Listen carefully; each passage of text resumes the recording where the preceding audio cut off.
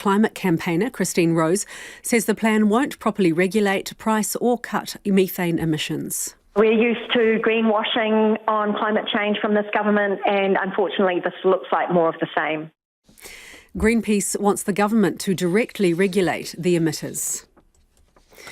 The government says it's imposing only tailored sanctions on Russian oligarch Alexander Abramov to avoid disrupting New Zealand businesses and livelihoods. Mr. Abramov and his family are being banned from entering New Zealand airspace and ports. The Foreign Minister, Nanaia Mahuta, says his assets won't be frozen, as doing so could impact people employed through his business interests here. She says she's been seeking advice on this since March. It has been quite a bit of effort to try and get visibility over the full extent of the nature of those interests and the impact on New Zealanders, and that's why it's taken so long. Nanaia Mahuta couldn't state the value of Mr. Abramov's investments in New Zealand or exactly how many people would be affected if his assets were frozen. The Health Minister says the government's doing all it can to get more nurses into the country. Only 22 have arrived from overseas since the government launched a recruitment campaign in August. The main nurses union estimates New Zealand is short 4,000 nurses. Andrew Little says the Health Ministry is working with Immigration and the Nursing Council to get nurses in and process their registrations. Those are all the programs of work that are started, that are underway. If there are other things, then, let's hear it. And, I'm very keen to hear from others in the health workforce on what more we can do. Andrew Little says Cabinet has made its decision about nurses not being on the fast track for residency, but it remains under review. You can hear more about this on Checkpoint shortly. A Wanaka helicopter company has been ordered to pay $380,000 over a fatal crash 4 years ago. Alpine Group was sentenced in the Queenstown District Court today after being charged by the Civil Aviation Authority. Adam Burns reports. Pilot Nick Wallace and dock workers Paul Honderling and Scott Theobald were killed when their helicopter crashed soon after takeoff from Wanaka Airport in October 2018. An investigation found a pair of overalls had flown out of the cabin and been sucked into the tail rotor, causing the crash. The company, which pleaded guilty, has been fined $315,000 and must pay costs of $64,000. It says it accepts that some of its systems and procedures before the accident could have been better. The lawyer for a Wellington musician on trial for sex offences says a complainant wanted a romantic relationship with his client. The 25-year-old man faces charges of rape and indecent assault against 6 women. In the Wellington District Court today, Val Nisbet said one of the women initiated most of the social media contact between the pair after saying she'd been raped. So here we have someone who you'd had sexual relationships with, who you were clearly attracted to. Am I right? You messaged him and wanted contact with him. The complainant says she kept in contact with the defendant because, although she said she'd been raped, she didn't want to accept it had happened. She says she wanted to make herself believe the man was a good person. Pakistan have set New Zealand 131 to win their T20 cricket match in Christchurch. After winning the toss and opting to bat, the tourists regularly lost wickets, which hampered their ability to score quickly. They eventually made 130 for 7. Michael Bracewell, Mitchell Santner and Tim Salvi all took 2 wickets apiece. New Zealand's run chase has just got underway. Silver Fern Phoenix Karaka is expecting an unpredictable netball series against the Australian Diamonds starting tomorrow. Because of the way the draw unfolded, the two sides didn't play each other at the recent Commonwealth Games, so there's plenty of anticipation ahead of this series. Their last meeting was in January's Quad Series in England. In a way, they won't really know what's going to come to them because we've got new people in the team, but also we've grown so much from that Jan tour, so I'm really excited, and I think everyone in the team is really excited to finally get another opportunity to play Aussie. The first 2 tests are being played in New Zealand before the series heads across the Tasman. Wellington Phoenix playmaker Jan Sass has been banned for 3 games after being sent off for a dangerous tackle during the side's drawn season opener against Adelaide at the weekend. The club will appeal the ban, and Nottingham Forest have drawn 1-1 with Aston Villa to move off the bottom of the English Premier League table, leaving Leicester City in last spot. That's the news. Levy on emissions gutting farmers. We've had a hell of a lot of input and dead rats had to be swallowed. Lurking on the dark web. It's kind of like the dark alleyways in the corners of town that you might not want to go to too much. And the lights are on in Northland. Really good number of supporters are coming, all accommodations full, food and beverages pumping, the retail's really good, the teams and entourage are out and about, so things are rosy. Light and shade. Morning Report, weekdays from 6 on RNZ National. This is RNZ National. We're on air on rnz.co.nz and on your mobile. You're with Lisa Owen next on Checkpoint. Right now, the short forecast from Met Service to midnight Wednesday. For Northland, Auckland and Coromandel, cloudy periods, a few showers clearing from Northland this evening. From Waikato to Whanganui, including Bay of Plenty, the Central High Country, Gisborne and Hawke's Bay. Scattered rain, heavy falls possible in the west tomorrow afternoon and evening. From Manawatu to Wellington, including Wairarapa, patchy light rain clearing, cloud increasing tomorrow and scattered rain spreading south. Marlborough, Canterbury and North Otago, cloud increasing with a few showers developing, mainly inland. For the remainder of the South Island, isolated showers clearing this evening, mainly fine tomorrow, but isolated afternoon showers about the ranges, late rain about Golden Bay and the Sounds. And for Kohu, the Chatham Islands, showers turning to rain for a time this afternoon, then clearing tomorrow afternoon. It's 7 minutes past 5. Our next news headlines and traffic are at 5:20. Nā mihi iwi, tēnā koutou katoa, no mai haere mai ki Checkpoint I tēnei rā, ko Lisa Owen tēnei. Some farmers say plans to charge them for emissions will rip the guts out of small-town New Zealand and will make some farms unviable. Farmers will start paying for emissions by 2025. The government's gone with He Waka Eka Noa's sector consultation document with some tweaks around the pricing scheme. There'll be 2 separate taxes, one on short-lived greenhouse gases like methane and another for nitrous oxide emissions from the likes of fertiliser. The levies will be set by Cabinet on the advice of the Climate Commission. It's a plan neither farmers nor environmentalists are happy with. Our political reporter Annika Smith and cameraman Angus Drever filed this report from Wairarapa.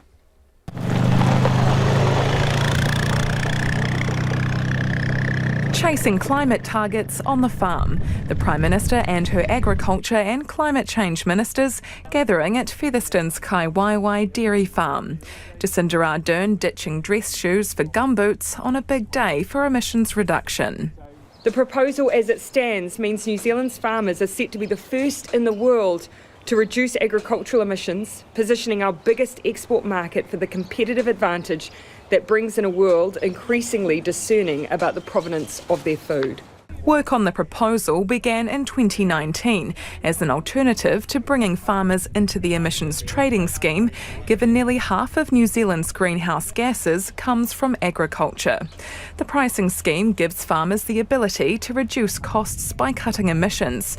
Different emissions will have different prices, and any revenue generated from the scheme will be invested in new technology and research.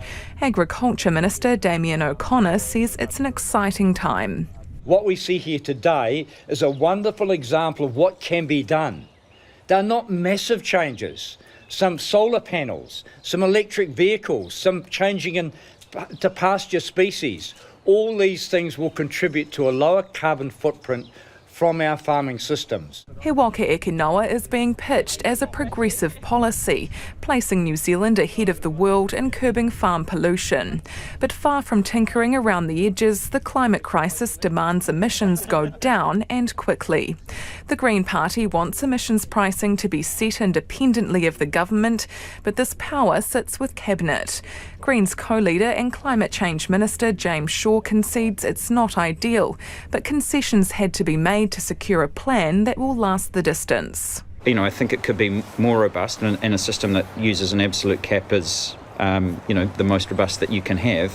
However, something that isn't going to be up and running on time and could be easily dismantled is not going to deliver you the emissions reductions that you need. The proposal has been met with fierce opposition from both ends. Greenpeace is slamming the plan as greenwash. Its lead climate campaigner, Christine Rose, says it still doesn't properly regulate, price or cut methane emissions. Climate change is this generation's nuclear-free moment. It is a climate emergency, and this initiative fails to deal appropriately with this most pressing issue of our time. While Federated Farmers President Andrew Hoggard says it will rip the guts out of small-town New Zealand. Worry that it's absolutely going to gut a lot of rural communities, in particular on the sheep and beef sector. Potentially we're looking up to 20% of sheep and beef families leaving the land. This despite today's proposal being based on the agriculture sector's own ideas. Dairy farmer Aidan Bicken has been working at Kaiwaiwai since 2005. He says there's no quick or easy fix to farming pollution, but real change starts on the land. I believe He Waka Eke Noa will be driven in the delivery by the farmers and the farmers' organisations, not by regulation. Today marks the end of another chapter in a decades-long fight to get the agriculture sector paying for its emissions. It's a delicate balancing act for these farms, but the government is clear its climate targets aren't budging, and everyone needs to get with the program. And that was Annika Smith reporting. If you were listening on radio, the video version of that story will be on our webpage. And we'll speak to Beef and Lamb a little later in the program about their take on this. And do let us know what you think. Text us on 2101 or email checkpoint@rnz.co.nz. Far enough or not far enough? It is 12 minutes past 5. The Crown has been appealing the sentence handed down to an 18-year-old, Jaden Meyer, who raped 4 girls and sexually violated another. Meyer was 16 at the time of his offending, and he was sentenced to 9 months home detention, which prompted outrage and protests in several cities. Our reporter Amy Williams has been in court in Rotorua for the appeal today and joins us now. Kia ora, Amy. What was said in court? Kia ora, Lisa. First of all, it started at about 2 o'clock, the hearing, with an acknowledgement that victims and their families were watching by video link. So the public gallery was empty for most of the hearing. Starting off, Solicitor General Madeline Larissy, she was arguing that the sentence imposed should be a minimum of 3 years. The crux of it, the Crown says, is that they're arguing that there was a manifest inadequacy of the sentence. So they were concerned with the methodology and the way the sentencing was administered and a lack of transparency around that process. And they also said that the law had miscarried in a way that was favourable to Meyer. She described the home detention sentence as therapeutic, although the judge noted that it is actually considered the second toughest sentence. She said that the seriousness of the offending and Meyer's apparent lack of acceptance of the offending played a role in these should have played more of a role in the sentencing. The defence, of course, they had a turn at submitting. Meyer's lawyer, Rachel Adams, said that monitored home detention is a punishment, that for an 18-year-old to have to stay at home, have unannounced visits from corrections to check on his cell phone use, restrictions on social media, that he was in effect completely isolated and also vilified, but also that he was taking part in a community-based rehabilitation program and he was partway through that. Amy, one thing that might be a little bit confusing for people is, didn't the Crown agree with and ask for a home detention sentence at the time? So what's changed? Yes, that was part of the discussion today. In fact, the Crown the Solicitor General was 6 weeks late lodging an application for an appeal. In that application or submission, the Solicitor General said that public interest was a consideration for the appeal, and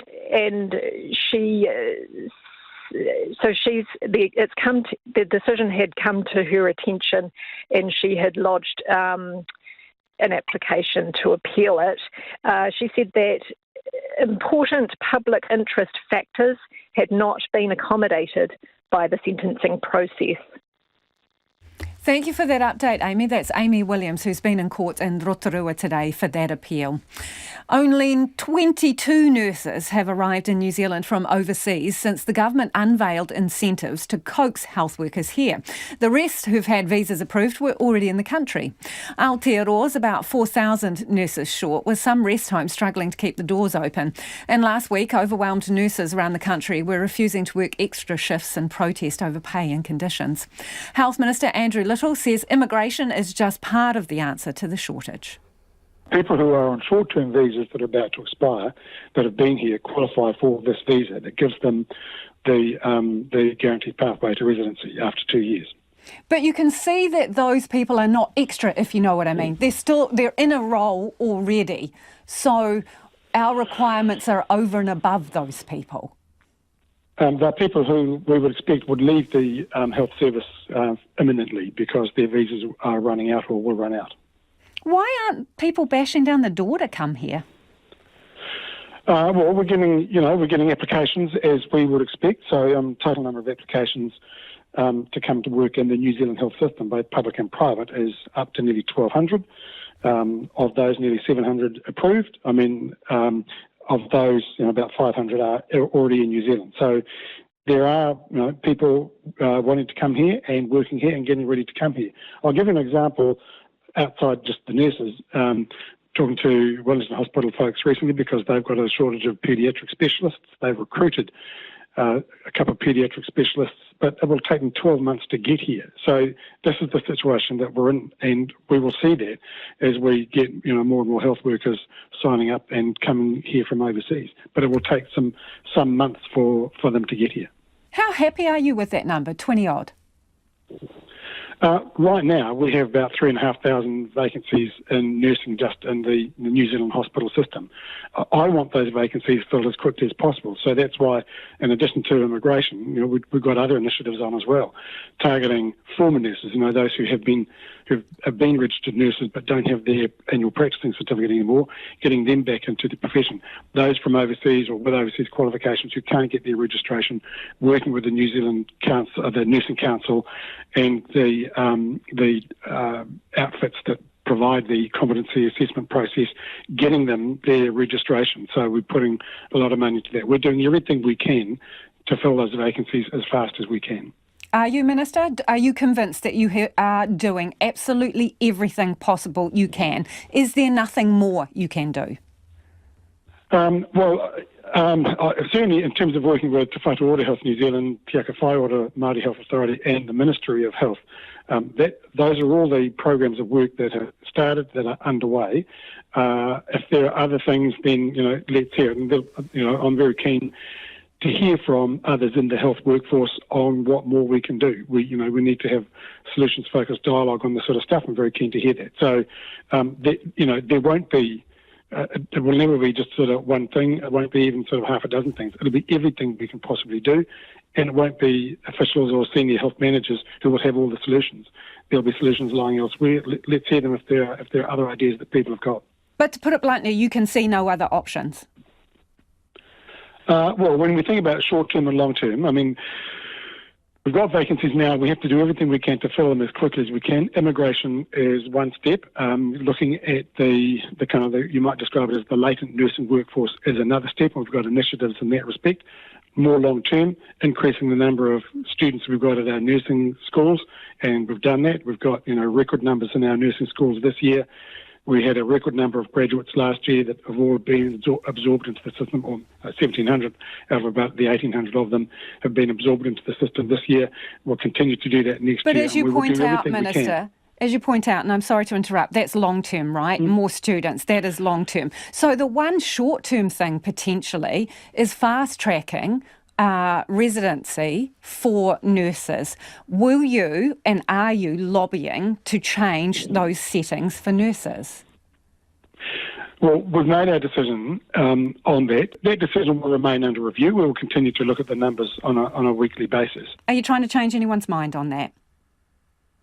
The Cabinet's made its decision and it remains under review. I'm asking you as the Minister of Health if you are agitating for any kind of change in that setting. Michael Wood and I keep the decision under review. We look at the figures every week. So do you look at that and say 20-odd nurses have come over the border since we changed these settings? Fantastic. Carry on as we are. No, I look at the number of applications that we're receiving from nurses, from health professionals other than nurses, and see that there is a good level of interest. We know that most people applying from overseas are going to take some time to get here, but it's the level of interest being shown, the applications being made for visas, which means that there are people with a job offer, and then the approvals that are happening. And so those numbers are looking reasonably good at the moment. And so that was the Health Minister, Andrew Little, there. So just to recap, 22 new nurses come in from overseas. 341 nurses have had their visas renewed under this new welcome mat system, but only 22 are new. The others were here already and potentially in jobs. 5:20, and you're with Checkpoint on RNZ National. Homai o whakaaro, we'd love your thoughts on anything you've heard on the programme this evening. Get in touch. Well, if you've got any fresh ideas on how to get more nurses into the country, Andrew Little says he's happy to have suggestions. You can text us on 2101 and you can tweet us at Checkpoint RNZ. Also, let us know your thoughts on the new agricultural emissions scheme that the government has unveiled today. The email address is checkpoint@rnz.co.nz. Evie is standing by with the headlines. Ko Evie anō tēnei. Kia ora, Lisa. Health Minister Andrew Little says the government is working with immigration and the union to get more nurses into the country. Only 22 have arrived since August, and the Nursing Council estimates 4,000 more are needed. Mr Little told Checkpoint he's also looking at measures to encourage more people to train as nurses. Greenpeace says the government is selling out future generations with its plan for farmers to pay for emissions from 2025. It says the plan won't properly regulate price or cut methane emissions, but Federated Farmers says it will rip the heart out of small communities. The government is defending its decision to impose only travel sanctions on Russian oligarch Alexander Abramov and his family. The Foreign Minister says freezing his assets could impact people employed through his business interests in New Zealand. A petition presented to Parliament this afternoon wants businesses to be forced to publish their gender pay gaps. The public sector is subject to mandatory pay gap reporting, but the Mind the Gap petition wants that extended to private businesses. And Palmerston North Airport was evacuated this afternoon because of unattended bags in the departure lounge. The police were called after airport staff couldn't find the owner, but the matter was resolved and the airport was later reopened. 2 departing flights were cancelled and 2 arrivals were diverted to Wellington. Those are the headlines. In traffic in Auckland, a truck breakdown is blocking the left northbound lane on State Highway 20, the southwestern motorway, after the Lambie Drive off-ramp. Expect queues from the State Highway 1 links to State Highway 20. And in Wellington, the Mount Vic Tunnel will be closed tonight from 9 o'clock to 5:30 in the morning for maintenance. Our next news headlines and traffic is at 5:40. Kia ora rā e ho. The Black Caps will make up for their 11th hour withdrawal from Pakistan last year by touring there twice in the space of 5 months. While the double tours come as a result of that hasty exit due to security concerns, it means fewer chances for Kiwi cricket fans to see the national men's in action at home this summer. While sports reporter Clay Wilson joins me now. People have got pretty used to having them around over the Christmas New Year period. Not so this year. No, it's going to be the first time for 10 years, basically. They haven't either been here or in Australia, so somewhere close to home, which is quite a long time. It's become a sort of a fixture for cricket fans over that time of the year to get along to a Black Caps game. We're going to have India here at the end of November, and then there's basically a 2.5-month gap before the Black Caps come back, and that's because they're going to have Christmas and New Year in Pakistan because they've got these games to play. Now, the first tour is part of games they had to play anyway. Part of the Test Championship, part of the qualification for the ODI World Cup. But then they're going to come home, they're going to play against England, they're going to play against Sri Lanka, and then they're going to go back to Pakistan in April. And those games are to make up for that tour, of course, that they pulled out of at the last minute last year because of security concerns. So Australia and England have already been back. New Zealand cricket say they've gone and checked everything again. They're happy for the team to go back. But there's going to be 15 games in total for the Black Caps in Pakistan over these 2 tours.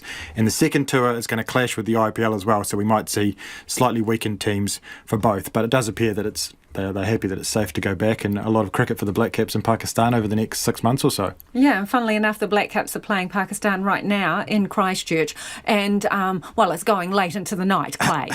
well, I can report. Not at the rate it's going. No, maybe not today. Yeah. So the Black Caps are bowling first, and they restricted Pakistan to 130. And looking down at my device here, I can see the Black Caps are going along very well at 74 without loss. So the game could be over very shortly the way Fenelon and Devon Conway are going along, and this would be basically put New Zealand one win away from being in the final. They play Bangladesh again tomorrow at the same time. If they win that game, then they'll be in the final of this tri-series, which of course is the build-up to the T20 World Cup coming up. So going very well for New Zealand at this point, and looking like they might get a win on the board tonight. Do we know what the weather is like down there? Because at various points it's been freezing cold, hasn't it? Which is a rude awakening. It looked pretty cold. There's a lot of rubbing of hands from the Pakistani fielders I saw before I came down. So yeah, that might play to our advantage. Yes. Okay, Clay, thank you. That is Clay Wilson, sports reporter there. The global hunt is on for wannabe West Coasters. The South Island District has launched an international recruitment campaign to help plug staff shortages, especially in healthcare. They need 50 full-time nurses plus GPs, dental therapists and physios and plenty of others too. The campaign's a collaboration between Development West Coast, Te Whatu Ora and others. Here's a taster. The houses are big. Beautiful day. But the mortgages are small. There's safety and a lack of numbers. You'll need to be comfortable in your own company. Whew, nearly there. There's plenty of empty space and a pretty good view of actual space too. Don't worry guys, we'll sort it out. A bit of a flatty. We're problem solvers. No offence. We're self-starters. Got to put this on, this is amazing. We're adventurers. Watch out for the cracks, fall in. Well, joining us now is Heath Milne from Development West Coast. Heath, how many people do you actually need? Well, we think we need several hundred. So we know that there's at least 50 vacancies for nurses on the coast, and there's other healthcare workers required as well, which is why we've teamed up with Health NZ. But outside of that, it's all across all sectors, and we haven't got an exact number, but it's many hundreds. Well, you've got to be careful. You don't want it to get too crowded there, do you? Oh, I don't think there's much danger of that. We're a fair way away from that at this stage. There's still, still plenty of open space here on the coast. So what makes someone suitable for coast life? Well, you've got to like the outdoors, obviously, like the open spaces, like big homes, low cost of living, like the mountains, like the sea. And you don't have to be a complete hillbilly to live here. We aren't too far away from the big city in Christchurch. That's the big city for us, and it's only literally 2.5 hours away from the coast. So that's the sort of people we're looking for. Sounds terrible, Heath. Why would someone want to come there? Well, like I say, the lifestyle's pretty hard to beat. I haven't been caught in a traffic jam since the whole time I've been here. But also, cost of living. Homes are significantly more affordable here on the coast. The stats say that based on average incomes, and average incomes are going up here on the coast too, your mortgage repayments are about 20% of your average wage, whereas across the rest of the country it's close to 50%, and Auckland it's even higher. So that's a big help too. So you'll be chuffed if you get a rush of Aucklanders down there then, would you? Oh, we love Aucklanders. There's and we've got quite a few of them have moved in here, and they're not all nurses and doctors. What we've found is there are Aucklanders are moving here just for the lifestyle and still working for their Auckland companies or even international. That's the way things work these days in these times of a connected community. So how far and wide are you going with the recruitment campaign? Yeah, so this campaign is international. It's targeting individuals on social media, and so it is associated particularly with healthcare workers in the first instance, although that will be expanded. So all over the world, targeting Europe, North America. There will be not too many people will see the full campaign based here, but across the rest of the world they'll see it. Have you been honest about the fact that you have sandflies the size of horses and it rains quite a lot down there? Well, I can't say much about the sandflies, but interestingly, yes, we do get a lot of rain annually. but we get a lot of rain at one time. So we don't get these horrible drizzly days like you see in other parts of the world. When it decides to rain, it rains properly, which actually means that we get a lot of sunshine hours. In fact, arguably, we get more sunshine hours on the coast than they do in Auckland, and that's actually a fact in certain parts of the coast, particularly northern part. How long have you lived there for? Well, I grew up on the coast, but I moved to Europe for about 14 years, and got drawn back here just prior to COVID. So I'm a coaster born and raised, but done 14 years offshore, and never found anywhere that I'd rather live. Good to talk to you, Heath. That's Heath Milne from Development West Coast. So they're looking for you, particularly if you're a health worker. If you want a cheap house and you don't mind the rain and a few sandflies, it's the place for you. It is 5:30. Kia mau tonu mai. Do stay with us. You're listening to Checkpoint on RNZ National. It's time for the business news. Ko taku hoa i nai ko Nicholas Poynton. Hey, Nicholas, what do you reckon? West Coast, somewhere you want to live? Well, look, I admire Heath's enthusiasm. I think he's great advocate. House prices may be cheap, but I'm thinking about the insurance of living in the West Coast. That's also, a good point. You don't want my set of skills down there. I don't really have much to offer. But I don't know. There's a job for everyone there, I think. Now, let's get down to business, per se. Auckland Hotel sold in what's believed to be the biggest deal of its kind in New Zealand. What hotel? We're talking about the Stamford Plaza Hotel. Yep, it's been sold by Singaporean owners for $170 million to a consortium of local and international investors. Is that the one with the luxury apartments in it? Yes, that's the one. That's one. So the hotel has been sold. The apartments, naturally, they haven't been included in the deal. But so the deal does include 286 rooms and suites. This property recently valued at $140 million. This was according to an announcement that was put out on the Singaporean Stock Exchange. So not a bad return here for the owners. So we spoke to JLL. They were the real estate firm that essentially brokered this deal, and they said that this is the biggest deal of its kind in New Zealand. They were confident in saying that. They said the last transaction of a similar size was the Rendezvous, now known as the Grand Millennium, down on Merrill Drive, and that was sold in 2006 for $113 million.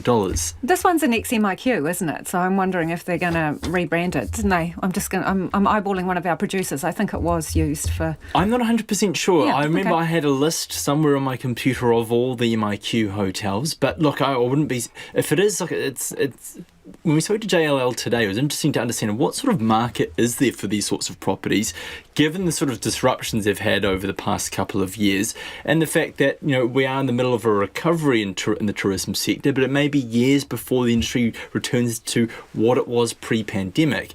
The point they made was that the price achieved here, they reckon they could have achieved this price pre-pandemic, because the point they made was that properties like this do not come up for sale that often, and they are very desirable for international investors. New Zealand is often highly regarded as a place to invest. It's seen as being secure, having a relatively stable government by international standards. That gives them a lot of confidence when investing here. And JLL thinks there's actually a number of deals already in the works that they expect to be announced before year's end. Probably not the same size as this, but a bit of activity we're seeing in the hotel sector at the moment. Okay, speaking of activity, retail cards, people are starting to thrash them again? What are they buying? Well, yeah, seasonally adjusted spending rose 1.4% over September to about $6.5 billion. Spending on consumables, so that's things like your food and drink, things you usually buy once. That rose by nearly 1%, and we've really seen a surge in people making the most of hospitality, eating and dining out. That's also been supported by the reopening of tourism, Australians coming over here, dining out and whatnot. There's also a solid lift in spending in apparel, which made me think maybe people are getting their summer fits ready, or maybe making the most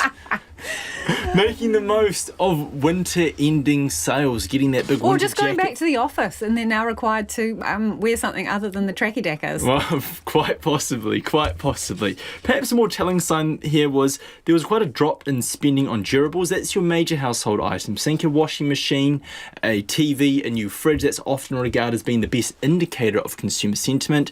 The commentary on these figures, quite mixed. People saying it's going to create a few headaches for the RBNZ. Westpac's economists say the central bank's been raising interest rates for a year now to essentially slow down demand. But demand has remained relatively firm. The tricky thing for the RBNZ right now is determining where is that demand coming from? Is it from people here spending up, or is it the return of tourists from overseas? That's going to be really tricky for them to work. They have to strike the right balance because domestic inflation, that's their primary concern at the moment. But yeah, they're walking a fine line because they want to slow the economy down, but they don't want to slam it into recession. Okay, quick gallop around the markets, Nicholas. Yeah, the NZX up 38 points today to 10,957. The dollar trading at 55.5 US cents, 88.6 Australian and 50.3 pence. Thanks, Nicholas. Ka kite. Nicholas Poynton there with Business News. Claims tonight the government's new agriculture emissions scheme could put farmers out of business. The weighty government plan unveiled today will see farmers pay for pollution by 2025 and is largely based on the model developed by the industry group He Waka Eka Noa. It's a split levy system, one for short and one for long life greenhouse gas emissions. Farmers can offset their emissions bill by, for example, adopting new tech. Well, joining us now is the chair of Beef and Lamb New Zealand, Andrew Morrison. Kia ora, Andrew. Kia ora, Lisa. How are you? I'm well, thanks. What do you think of this? Because some are saying it's going to rip the guts out of small-town New Zealand. Is that being a bit melodramatic? Oh, no. Look, let's take this quite seriously. Look, let's be quite clear. New Zealand's the first country in the world that's putting a price on agricultural emissions. So that's the reason why we have to make sure that this system is right. We made some pretty robust recommendations with the He Waka Eka Noa proposal, and a couple of the pillars have been pulled out, or a couple of the Jenga blocks have been pulled out that does seriously compromise the profitability of the sheep, beef and dairy sector. So quite concerned around the changes. So when the suggestion is made it could destroy small towns, how so? Are you talking about people shutting up shop and going to do something else because it's not worth it anymore? Well, let's be clear, it will have a significant impact the way it's proposed today, but this is not the way it was proposed from the partnership. So the partnership's going to stick strong on this. This is the 11 industry groups. And it was quite interesting. We worked with two ministries, Ministry for the Environment, Ministry of Primary Industries, in creating this recommendation. So surprising that government would come back and pull a couple of the key planks, being the crucial sequestration's recognition and what they're consulting on today. We'll get to that in a second, but can you just explain to listeners in the simplest possible terms, why is this hitting beef and lamb harder than dairy? The price per methane emission is the same, irrespective of whether you are a sheep and beef farmer or a dairy farmer. It's effectively your profitability in relation to your methane emissions is the factor. If you got more money in the bank or more money in the business, this becomes less imposing on your business. If your business is slightly less profitable, then the methane prices have a larger impact on your business. But that's fair, isn't it? Because you're both belching out the same kind of pollution, so why wouldn't you pay the same? That is correct. That's an assumption there that we are both pricing our emissions at the same. So what we have to be quite clear, though, is pricing the only way to achieve the results? The second thing is, as I say, it's the counter side of the ledger, which is the sequestration. As you are pricing on one side of the ledger, you have to take recognition for the changes you're making on other aspects of your business, and that's the stuff that's been quite contentious in the release today. Okay, Andrew, so in plain people speak, when we talk about sequestration, which is a terrible word to get out, I should say, you're talking about like planting that would hold carbon, right? Appropriate trees and what have you. So what do you feel hard done by in terms of this announcement today in respect of plantings? Yeah, look, we didn't even know the word sequestration 5 or 6 years ago, did we? So that was a really good point. The point being is, you want the full gambit. Hand on heart, we have not asked for anything that there's not, taking carbon in. What has been excluded here is the small woodlots, the scattered trees, the integration of the trees and the shelter belts on people's farms. Now, we want to play our part. By the same token, we want recognition for all the things that a bunch of us have been doing for a number of years already.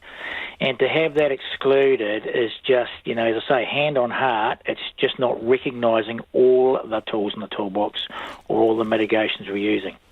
But the report makes the point it's difficult to count that stuff, and also you cut shelter belts, which defeats the purpose of having them for a mitigation. Yeah, no, the point is that there's a comment there that it's hard to validate. Well, no, let's look at that. We've got some great technologies of artificial intelligence, drone technology, satellite technology. It's easy to measure these, and we've only recommended down to 0.25 of a hectare, so we're not going minimal, smaller than that.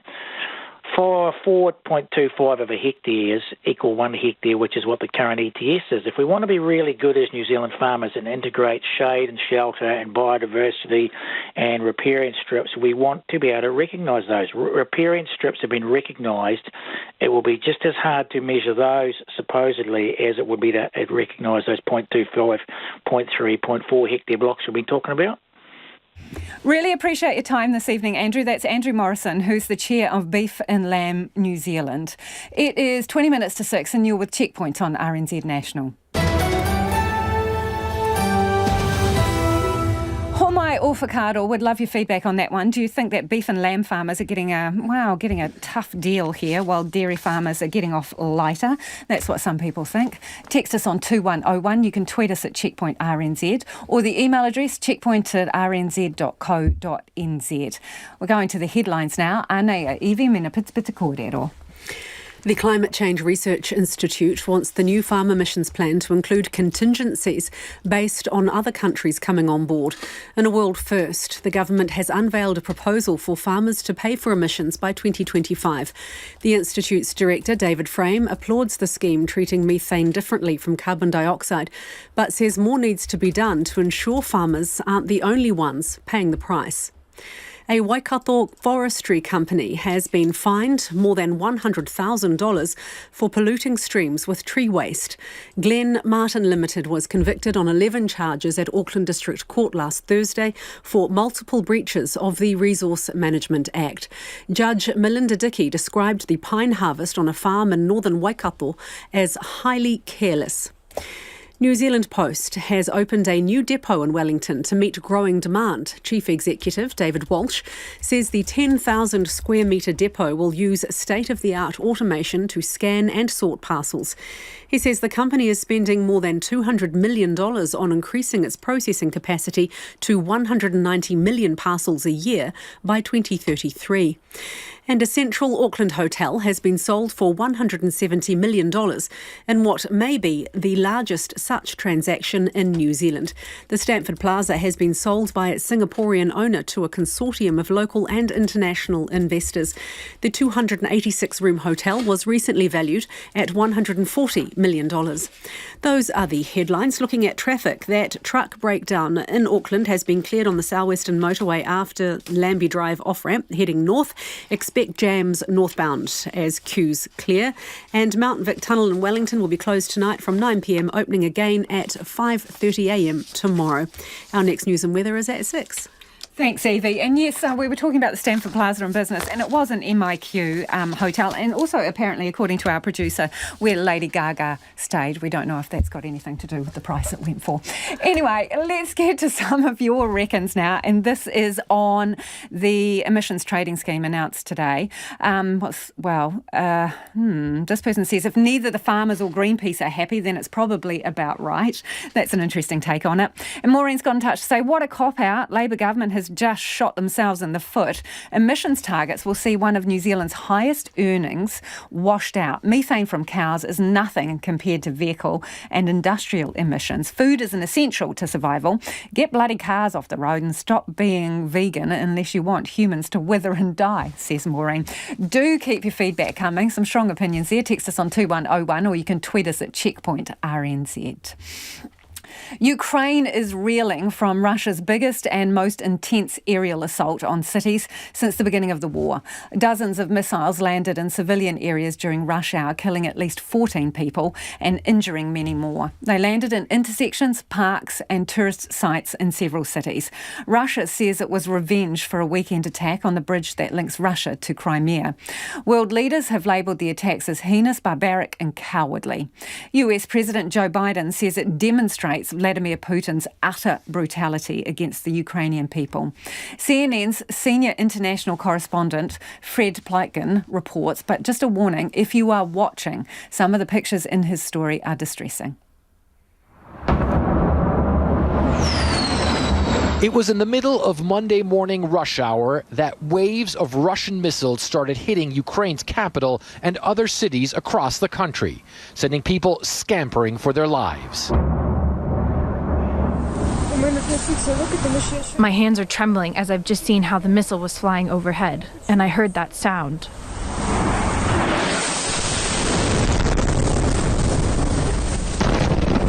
Ukraine says the Russians launched more than 80 missiles and more than 20 attack drones at targets in Ukraine. While the air defenses took many out, they couldn't stop them all. Ukraine's president quick to condemn the attacks. We are dealing with terrorists. They want panic and chaos. Ukrainian cities like Lviv, Kharkiv, Dnipro, and multiple others reported power outages after Russia's attacks. The deputy head of Ukraine's presidential administration telling me they are working to get the electricity grid back up and running. Of course, critically for us, it's critical infrastructure, electricity infrastructure. But Russian missiles also struck sites that were anything but critical. Several cars were destroyed at this busy intersection outside a museum. Even hours after the initial attacks by the Russian military, there are still air raid sirens going off here in the Ukrainian capital. And you can see right here, this is just one impact site of where one of those Russian missiles hit. It ripped a hole into the tarmac of the road here, and 5 people were killed in this place alone. The attacks come just days after a major Russian logistics route, the Crimean Bridge, was heavily damaged by an explosion. Moscow blames Ukraine for the blast, though Kiev has not taken responsibility for the attack. The Russian army showed video of ships launching missiles toward Ukraine, and Russian President Vladimir Putin acknowledged he's taking revenge.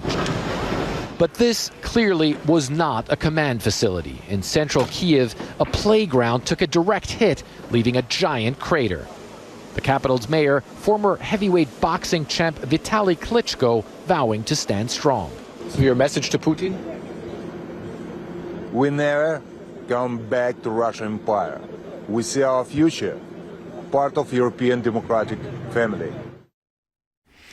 Despite a swathe of ram raids across the city, just 6 Auckland businesses had their applications for bollards approved in the first 8 months of this year.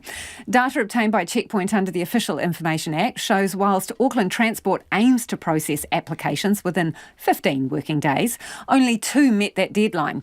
And the longest application has still not received a final sign-off after 57 days. So why the hold-up? Tom Taylor and Nick Munro went to find out.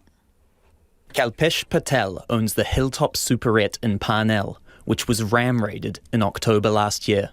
At the end of the day, if I can't dig and can't put bollard, that's okay. Just say, no, you can't do it. And that will be the end of the story. There's no point dragging on and on and on and on. In May of this year, in a bid to prevent a repeat attack, he applied to Auckland Transport to install 6 bollards outside his shop. In August, approval was finally given. But 2 months later, they're yet to go into the ground due to complications with underground electrical cables. The approval came with a caveat that Mr. Patel apply for a corridor access request permit, which he says is not straightforward for someone with no experience in roadworks or traffic management. The approval doesn't mean anything because I can't even dig a hole to see where the cables are. The application through Auckland Transport still requires businesses to pay for the bollards themselves and is separate from the government's crime prevention program for small retailers. But Mr. Patel says he is prepared to pay and just wants the process fast-tracked. I haven't heard anything from the government help kind of thing, and I wouldn't wait for it anyway. If I get permission today, I will have bollards done as soon as possible with my own pocket. I need to sleep. Auckland Transport bid engagement partner Caroline Toivihi says since September, dedicated case managers have been handling each application, reducing processing times to between 10 to 15 working days. And I'm going to be honest here, we do have an application that has gone outside of that 15-day process, and that is a small business owner who, is incredibly afraid of his store being ram raided. He's exhausted from worrying about his store being ram raided, and not just for the damages to his property, but also to his personal safety. She's referring to Mr. Patel's Hilltop Superette and says it's one of the most complicated applications received. But asked why the overall number of applications was so low, Toivihi says there could have been a lack of information to begin with. Maybe businesses didn't actually know that they had to apply through Transport, Auckland Transport. That could have been one of them. What we actually have found is when we have worked closely with our business associations within Auckland, we've actually seen an increase. So from September, we've actually had 25 applications. So it's usually the liquor stores, the dairies that sell cigarettes, vape shops. But the chair of the Sandringham Village Business Association says he has struggled to access any information about either Auckland Transport's application process or the government's small retailer crime prevention program. Checkpoint tagged along as Chithin Chittibomma went on his regular round of businesses in the area. These guys had been affected quite a lot. Uncle ji, kaise hain? Ashok Quatra runs a vape and shisha store on Sandringham Road. After 5 break-ins in just 3 months, the store beefed up its security, including fog cannons, metal bars and roller doors. Mr. Quatra talks to us from behind a counter, barricading the front door, and only lets people he knows inside. We can't depend on police, we can't depend on the government, what they will do. The first safety is we have to score ourselves. At the south end of Sandringham, Prakash Putta is still finalising the purchase of his first business, a liquor store. But last weekend, while he was working, the store was targeted by thieves. 6 guys with fully masked, they came here, and as soon as we spotted right at the top in town restaurant, we pulled out. I was the one to pull down the roller door down, and we didn't let them in. It took multiple seconds, and the moment I spotted, they're getting aggressive, raising their, to give us a punch, physically, we let them in. The thieves stole expensive bottles of liquor and $5,000 from the tills. Money Mr. Putta says ordinarily wouldn't be kept on the premises. It was to be used to pay contractors working on store renovations. Now, Mr. Putta employs a security guard to man the door at night while he works on putting further security measures like bollards in place. Based on our tour of Sandringham, Mr. Chittibomma says it's clear that more support is needed for small businesses. We need a solution to the problem, not band-aids. And also, even when they are suggesting some band-aids, it would be nice to know where to access the band-aids, like, the subsidy for the bollards and things like that. More information, even if they send it to associations like us, we would be more than happy to spread the word. If you were listening to that on radio, the video version of that story from Tom and Nick will go on our webpage. Do check it out. Unbelievable. That's the word the Mayor of Chatham Islands is using to describe the second mass stranding of pilot whales in less than a week. Almost 500 have beached since Friday in 2 separate strandings on the Chatham and Pitt Islands. Because of the remote conditions, any surviving animals were euthanized. Finn Blackwell has the story. It's being described as a once-in-a-decade event, the last beaching of this scale occurring in Farewell Spit in the South Island in 2017, when an estimated 600 to 700 whales were stranded. Around 250 pilot whales stranded on Chatham Island on Friday, and an estimated 250 more beached around 40 kilometres south on Pitt Island yesterday. Chatham Island's Mayor, Monique Kroon, says every stranding is distressing. It's a bit of a shock, and I think people are feeling pretty sad about the huge amount of loss, which is actually unusual. And we're aware that they do happen regularly, but to have 2 massive strandings like this is a little bit unbelievable. Whale Rescues Dr. Ingrid Visser says the death of so many animals could have tremendous consequences. I think it's an absolute tragedy that we've got these sorts of events going on, and New Zealand has had a long history of whale strandings, and yet we still don't know why, and we don't even know the basics about these animals. Despite the frequency of whale strandings in New Zealand, Dr. Visser says there is still little data on what causes the animals to beach. We've got so many scenarios where we've had mass strandings of pilot whales here in New Zealand, and yet, just basic fundamental research hasn't even been done on what sort of groups we've got involved, like are they all related, or just even that simple stuff. Professor of Marine Ecology and Conservation Biology at Auckland University, Rochelle Constantine, has some potential answers. She says that in these mass strandings, the whales are often multiple different lineages, not all directly related. Within the stranding events, you'll often get a mixture of calves not next to their mothers.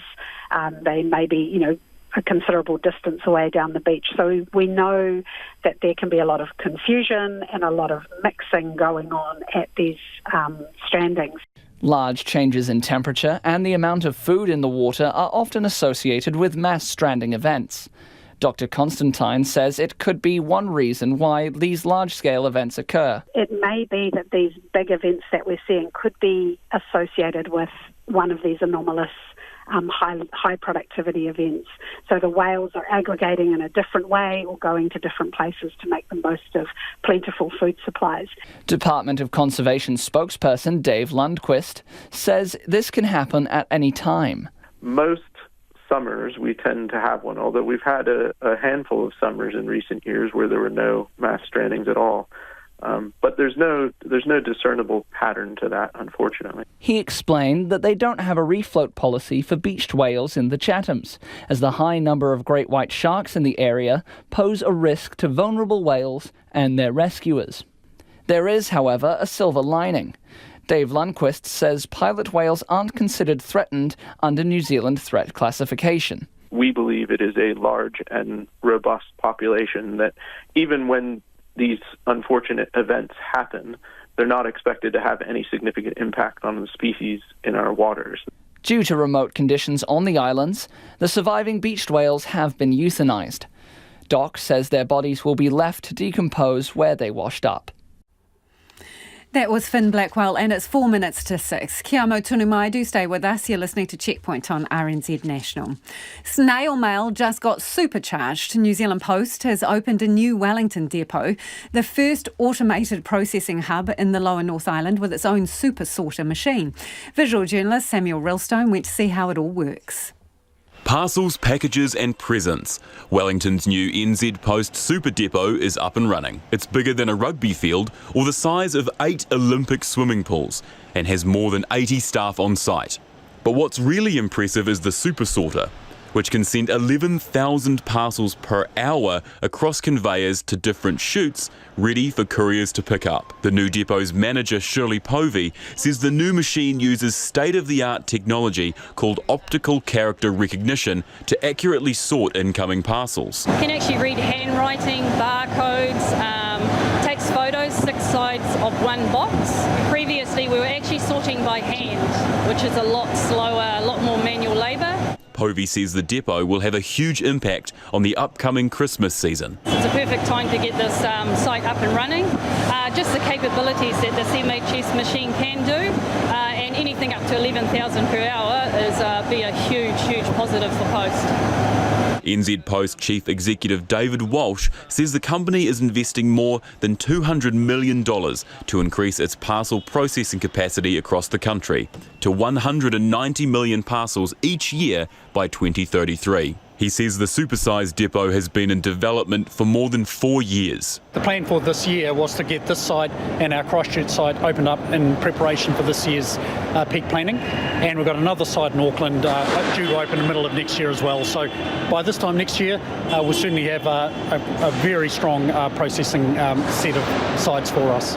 Mr. Walsh says demand has been accelerated by the rise of online shopping during COVID. And we knew that we had to keep pace and involve New Zealand Post to make sure we could continue to deliver of great quality and standard. We are so excited to have this site open now.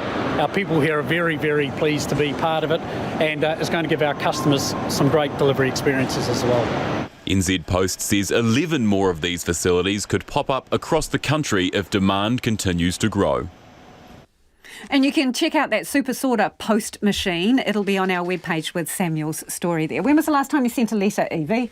Actually, just 2 weeks ago. Wow. Yeah, a girlfriend of mine hates social media and she's hopeless over the phone. And so I said, well, what if I send you a letter? And she said, yeah, thanks, that'd be great. I'm really interested. Let us know. 2101 on text. When was the last time you sent a letter? I mean, people get parcels, order stuff online. But what about an actual letter? Some of your feedback now on the West Coast. This is their recruitment drive going international to get people to the West Coast. They've got lots of jobs there, especially in healthcare. Warren from Nelson's got in touch and says, rubbish. The sandflies are not as big as horses. I have never seen one bigger than a starling. What's wrong with you? And Graham has got in touch too, and he says, yep, you gotta love the outdoors on the west coast. Floods, slips, the outdoors frequently becoming indoors, eaten alive in the summer, says Graham. Fighting the mould in the winter, frequently cut off and can't get out of the coast. What's not to love, says Graham.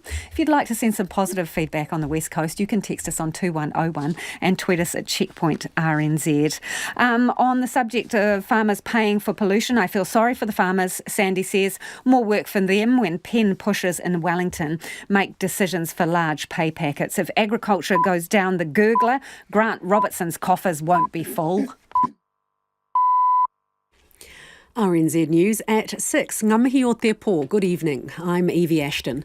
The Crown says a rapist's sentence of 9 months home detention is manifestly inadequate.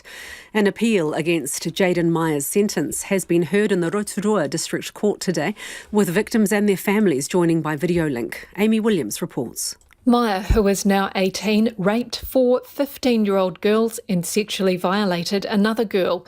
Solicitor General Madeline Larissy, who lodged the appeal, told the court a minimum 3-year jail sentence should have been imposed. She said there's a sense that the law miscarried in this case in a way favourable to Meyer. However, his defence lawyer Rachel Adams said a U-turn now would be cruel and inhuman. She said monitored home detention is a suitable punishment and her client has been vilified and completely isolated. The government has been accused of selling out the rights of future generations in the interests of intensive dairying. A plan for farmers to start paying for on-farm emissions from 2025 has been unveiled today. Prime Minister Jacinda Ardern says it's world-leading, but Greenpeace says it lets dairy farmers in particular off the hook. Calling the plan greenwashing, Greenpeace's lead climate campaigner, Christine Rose, says it won't properly regulate, price or cut methane emissions. She says the government should directly regulate the emitters. Pharmac's Chief Medical Officer says he supports a review of the requirements for prescribing Ritalin and other ADHD drugs. David Hughes has been questioned at the disciplinary hearing of GP and ADHD expert Tony Han, who's accused of breaching the requirements. He says Dr. Han broke the current rules by a recent meeting of government agencies, is looking at widespread changes to ADHD care. Certainly my personal professional view is that it is time to consider changes to the special authority criteria. The recent HUI that I attended with many others certainly discussed those options. David Hughes says it has become increasingly difficult over the past 20 years for people to get Ritalin prescriptions. Campaigners have presented a petition to Parliament demanding businesses be forced to measure and publish their gender pay gaps. The public sector is subject to mandatory pay gap reporting, but the Mind the Gap petition, which has more than 8,000 signatures, calls for that to be extended to private businesses. About 30 people delivered the petition to Green MP Jan Logie today. The campaigners' co-founder, Joe Cribb, says the government needs to follow through on its commitment to pay equity. The ACT Party says ministers must be absolutely clear with the public if they meet with their former cabinet colleague Chris Farfoy. Less than 3 months after leaving Parliament, Mr Farfoy is heading up a new PR and lobbying firm. National and the Greens have both indicated they'd support a cooling-off period so consultants can't immediately lobby their former colleagues. But ACT leader David Seymour believes such a measure would just force the lobbying underground. Once you start trying to define who is and isn't a lobbying, just what is and isn't lobbying activity, and then the corollary of that is that some things won't be reported and other things will be, you start to get into a lot of trouble because you invoke a response where people will try and hide information. Taiwan's president says citizens need to be better prepared as tensions rise with China. Tsai Ing-wen has used her National Day speech to say her country's democracy is not up for compromise. The ABC's Bill Birtles reports. Tsai Ing-wen presided over a national day for the first time since China fired missiles around the island and started flying fighter jets closer than ever before. She said she's willing to speak to Chinese leaders to ease tension, but they must respect Taiwan's democracy. She also urged China not to overreact with military provocation and said Beijing should allow better people-to-people contacts across the strait. China's government derides Ms. Tsai as a separatist and refuses any contact with her government. She said despite Beijing's pressure, Taiwan is an increasingly resilient society. Jury selection is underway in Los Angeles for the latest trial of disgraced film producer Harvey Weinstein. Already serving a 23-year sentence in New York for rape and sexual assault, he faces a further 11 charges of sexual assault. 5 women say he attacked them in hotel rooms between 2004 and 2013. Weinstein, who denies the charges, could be sentenced to another 140 years behind bars if found guilty. And New Zealand Post has opened a new depot in Wellington in order to meet growing demand. Its chief executive, David Walsh, says the 10,000 square metre depot will use state-of-the-art automation technology to scan and sort parcels faster. He says the company is spending more than $200 million on increasing its processing capacity to 190 million parcels a year by 2033. That's the news. Tonight on Nights, Manjeet Singh will be talking about the different ragas of India and sharing a few tunes. Manjeet's a tabla player, an Indian instrument consisting of a pair of small drums that you play with your palms and fingers. He's also teaching a new paper about Indian music at the University of Auckland. And in Tech Tent, Elon Musk's Twitter takeover rises from the ashes. That's on Nights with Karen Hay after the news at 7 on RNZ National.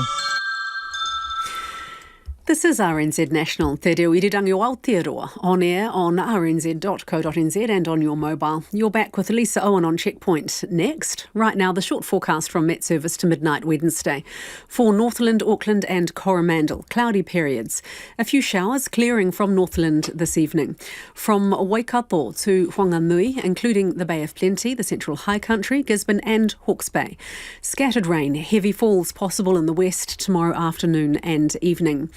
From Manawatu to Wellington, including the Wairarapa, patchy light rain clearing, cloud increasing tomorrow and scattered rain spreading south. Marlborough, Canterbury and North Otago, cloud increasing with a few showers developing, mainly inland. For the remainder of the South Island, isolated showers clearing this evening, mainly fine tomorrow, but isolated afternoon showers about the ranges and late rain about Golden Bay and the Sounds. And for the Chatham Islands, Rekohu, showers turning to rain for a time this afternoon, then clearing tomorrow afternoon. It's 7 minutes past 6. Our next news headlines are at 6:30. Kia ora rā eho, no mai hoki mai, this is Checkpoint, ko Lisa Owen tēnei. Vladimir Putin is threatening more strikes after targeting cities and civilian infrastructure across Ukraine in the worst missile strikes since the beginning of the war. 10 Ukrainian cities were targeted and dozens of missiles hit intersections, parks and tourist sites, killing at least 14 people. President Putin says they were in retaliation for the explosion that damaged the only bridge linking Russia and Crimea. World leaders have condemned the attacks and promised more support for Ukraine. CNN's Nick Patton-Walsh has more. This was the day the war came back to all of Ukraine. The capital, Kiev, like many cities for months edging towards normal, hit by multiple missile strikes. Carnage at rush hour, central streets hit. The target, unclear. The aim, utter horror. Over 100 missiles and drones. The civilian death toll rising, along with global fury that there was nothing the Kremlin would not hit. Even this Kiev walkway to save face from endless losses and the weekend blast that hit another bridge between Russia and Crimea. For a few hours this morning, almost all of Ukraine's cities seemed under attack. The bus next to this crater, caught by one of 2 missiles, critically injuring 5. Well, you can see the utter ferocity of the explosion here by the hole one of the 2 rockets made. But it's also a curious question as to why this was indeed the target. It seems like this telecoms facility was unused at the time it was struck, but also, too, a callous disregard for human life being shown. All these apartment blocks just within the blast radius. This woman said she ran her 2 children back into the kitchen in the minutes between the 2 missiles. Homes here gone and winter ahead, made worse by the power cuts the missiles caused, however fast the recovery is. It is terrible. It is a crime against civilians. Anger here, some fear, but also resilience, echoed by Ukraine's president. There may be temporary blackouts, he said, but our confidence, the confidence in our victory, will never have a blackout. Why these particular strikes? The enemy wants us to get scared, wants us to run. We can only run forward and demonstrate that at the battlefield. Russia's brutality was always a known quantity, but Ukraine's stubborn resistance still surprises. This day, sharing a video of a soldier shooting down a missile with a shoulder-launched rocket. A David who wants more advanced arms to defend itself from a weakened Goliath. A call that this rare and chilling moment of terror across the country will only amplify. Well, in breaking news, Rupehu Alpine Lifts has been put into voluntary administration. The company operates the Whakapapa and Turoa ski fields in the central North Island. Our reporter Katie Todd joins us now live in the studio. Katie, what's the company said about this? Well, RAL, as it's called, has just sent out a news release saying it's with sadness they announce voluntary administration. They've appointed PwC as voluntary administrators. And so why has this happened? What's the backstory? Essentially a combination of the pressures of COVID and just really poor weather this season in terms of a lack of snow. I'll read you the statement. Essentially, we've got here from Voluntary Administrator John Fisk. The company has had a very difficult last 3 years with the impact of COVID-19 restrictions paired with poor weather this season, meaning the business has been placed under significant cash flow pressure. The directors of RAL have explored a number of options, including a capital raise and a request for additional Crown funding, but have not been able to secure the required level of capital. You have been down there a couple of times this year, so tell us about that. Yes, essentially headed down because of the poor weather. Now, this is not a small ski resort. It's the largest in New Zealand. It employs approximately 196 staff across the 2 ski areas, which are Whakapapa and Turoa. Turoa, in particular, had a terrible season in terms of snow. It was closed most of the season. A third of its staff were let go and sent to other ski fields. Yeah. And imagine other businesses that are not directly involved in skiing but would be associated. This is going to hurt them depending on what happens. Of course, yes. The town of Owakuni leans pretty heavily on the ski field. It's a seasonal sort of, once in a year opportunity to get their cash flow in, and then that's what they rely on for the rest of the season. So pretty interesting times for them. I imagine a lot of people will be reeling from this decision. So what happens now, do we know? So it is important to note that voluntary administration is not liquidation. There is still hope that a solution will be found to keep this company operating. Of course, we'll hear that over the course of summer. Whakapapa will continue to operate as planned for the next 2 weeks. That's until the estimated close time of 24th of October. Thank you, Katie. Katie Todd there. That's the Rupehu Alpine Lifts company has gone into voluntary administration. Of course, they operate Whakapapa and Turoa ski fields. It is 13 minutes after 6 and you're with Checkpoints on RNZ National. Hundreds of workers have gone on strike in Iran to show their support for nationwide protests. The protests have been happening for weeks, sparked by the death in custody last month of Mahsa Amini. Human rights groups say more than 185 protesters have been killed and hundreds arrested. They accuse Iranian security forces of using live ammunition, while the government is blaming armed gangs for the uprising. CNN's Jomana Karadashah reports from Istanbul. This is how the fourth week of Iran's uprising started. The wails of one more family's forever farewell. Another young life taken too soon. One of several lives lost in a day of rage, a day of carnage in Iran's Kurdish region. They cut off the internet in Sanandaj, making it hard for us to tell the stories of the dead and those left to mourn.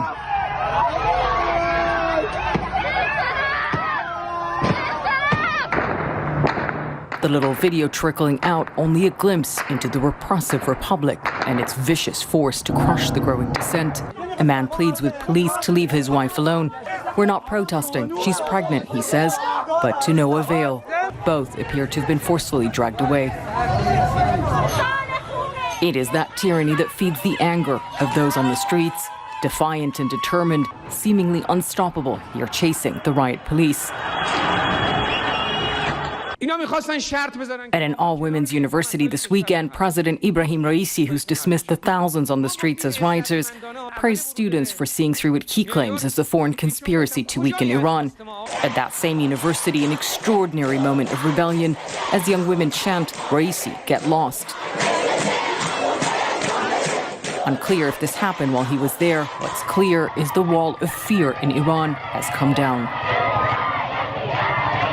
Even the regime's attempt to control the narrative also briefly disrupted. Hackers interrupted state TV's Saturday evening newscast with this video, a target superimposed on the face of the supreme leader, and at the bottom of the screen, the faces of Mahsa Jina Amini and 3 of the young women who've died in the protests, Nika Shahkarami, Hadis Najafi, and Serena Ismailzadeh, with a message that reads, "Join us and rise up." The streets of Tehran were already rising up that night with some of the largest protests in the capital so far. Scenes replicated across the country as the government claims calm has been restored and the so-called riots are mostly over. Daytime brought more students back out in force, protesting on campuses across the country. And young schoolgirls waving their forced headscarves, joining in the daring chants. Their fearless cries for women, life, freedom, reverberating louder than ever through the streets of Iran. New Zealand's fuel tax cut is set to continue until January next year, but in Australia, the pause is over and it's been brought back. Petrol prices have been fluctuating since, and in some capital cities, the price per litre has gone down even after the tax was added back in. The ABC's Rachel Mealy has the story. Picking the right time to fill up can feel a bit like picking a winner on the stock market. The prices are coming up, so it's dearer every time you fill the tank. You can see it's gone up, 10 cents a litre for diesel in the last few days. This woman lives in Adelaide and says she'll travel for cheaper prices, but the choice is waning. It cost me $88 to fill up my car this week gone. But for example, if before when you had, was it the 22 cents that we got from the government? When that was really cheap, if we saw something cheap locally and I still had like a half a tank, I would go and fill up. The outlook isn't any better in regional areas like Innisfail in far north Queensland. We live on a farm, we have to travel distances just to get to a supermarket, drop the kids at school, that sort of stuff has a huge impact. Now I'm concerned about it going back up. There are a number of factors causing the fuel price to jump around at the moment. For a start, the federal government excise was reapplied to petrol prices late last month after a 6-month hiatus. The conflict in Ukraine, which has seen sanctions on Russian oil, has also had an effect.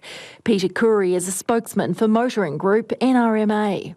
Put simply, a multitude of factors which are causing prices to move around and right across the country. And so some of them are global, some of them are local. Last week, we know that OPEC announced it would cut production by about 2 million barrels a day. That had an immediate impact on world oil prices. We saw our international benchmark price, MOGAS, jump It ended up being about $3 a barrel. It was $5 originally, but it had come back a bit. Australia's consumer watchdog, the ACCC, monitors petrol prices in our major cities. It says prices go up and down in regular patterns in the capital cities, and you can learn to pick the low points in the cycle. If you have a look at the ACCC website, it tells you when is the best time to fill up based on your location and that metric. Other motoring groups and consumer groups offer apps and websites which track petrol prices. Peter Curry says checking those in the days before the tank runs low is the key. Doing research in most states and territories now is a lot easier than it used to be because most of the country now has some form of real-time data. It started in 2016 when the New South Wales government adopted a policy idea of the NRMAs to force every service station to post their price in real time. And pretty much every state and territory, with the exception of Victoria and the ACT, have adopted some model of that legislation. And so that's made it easier now for Australians to find the cheapest petrol in their local area and to know when to fill up. He says we're approaching the low in the petrol price cycle right now. But if you're listening in the car and tempted to fill up, hold your horses for a day or two. Those major capital cities with price cycles, many of them are heading towards those low points. Sydney, for example, today is $1.76. We would expect the price to still fall 2 or 3 cents.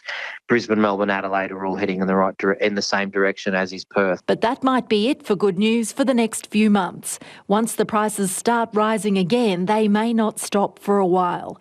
The Australian dollar has fallen and is currently around 63 US cents, meaning the purchasing power of Australian petrol suppliers has been reduced, and they'll pass on those increases at the bowser. Some petrol price watchers say this could see prices go back to $2 a litre again soon. And staying in Australia, where fewer medical students are electing to become general practitioners, and it's causing concern the whole workforce might collapse. One of the factors is a perceived devaluing of the profession. The federal government is meeting with GPs, students and healthcare groups to determine what can be done to attract more students to the role. The ABC's Dana Morse reports. Medical student Jasmine Davis has always pictured becoming a rural GP and giving back to her community, like the one she grew up in on Victoria's Bellarine Peninsula. And I've been really lucky that I've had placements in medical school entirely in rural and regional areas, and that they've been really rewarding. It's just been fantastic to be able to see how a GP can follow people throughout their whole life journey. Now the president of the Australian Medical Students Association, she advocates for the importance of general practitioners, but she's one of only a few in her class considering the pathway. It is possible to go through your entire medical school and maybe only have, 4 to 6 weeks in GP, and then you could possibly go and do internship in a hospital and have no time in GP. President of the Royal Australian College of GPs, Dr Karen Price, says fewer people are choosing general practice partly because respect for the position has been eroded. There's been a general devaluing of general practice, which is manifested through many ways. And medical students are smart, capable people. They're going to pick up where they can go to get the quickest return for all their HECS debt and their investment of most of their 20s. She says there needs to be a total restructure of the approach to primary healthcare to attract new doctors to the role. General practice, because it's so large, has been very easy to whittle away 1% here, 1% there. It's short-term thinking and it's band-aid thinking. We can't keep having bureaucrats tell the government that there's not enough money, because there's not enough money for general practice to fail. The Federal Health Minister, Mark Butler, says he understands the problems facing the workforce and what the shortfalls will mean for Australians. I don't think general practice has been in a more parlous state than it is right now at any time in the 40-year history of Medicare. It's critically important we turn that around. People think it's hard to see a GP right now, and Australians tell me it's never been harder than it is right now.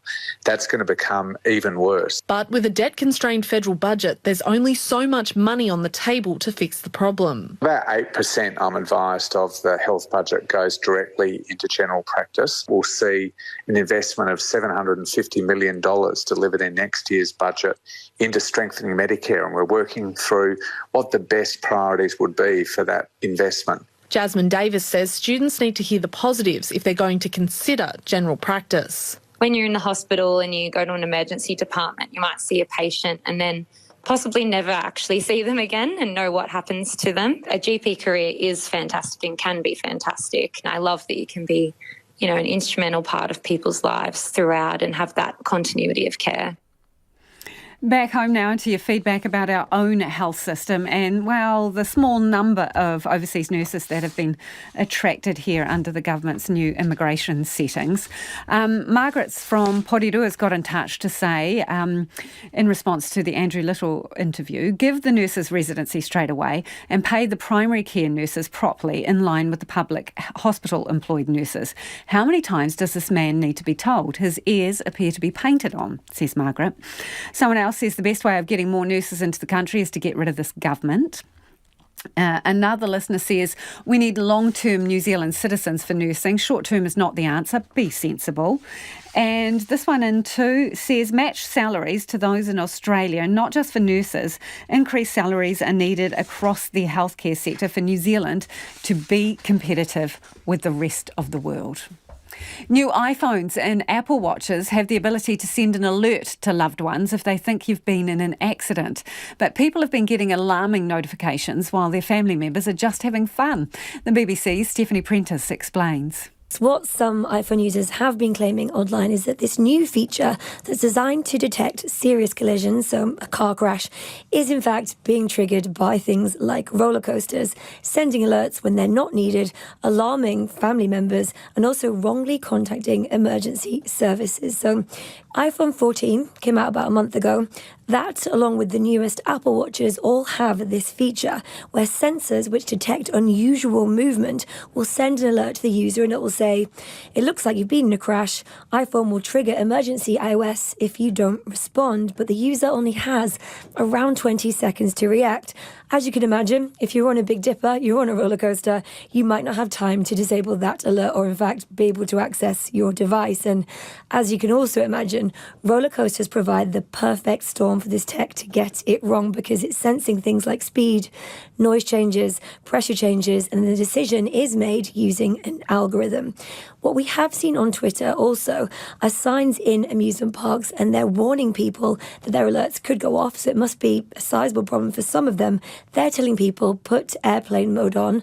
That's a way to get around it. But we know one amusement park, at least in Ohio, has said they've had 6 calls in the last 4 weeks to emergency services made by iPhones on the site.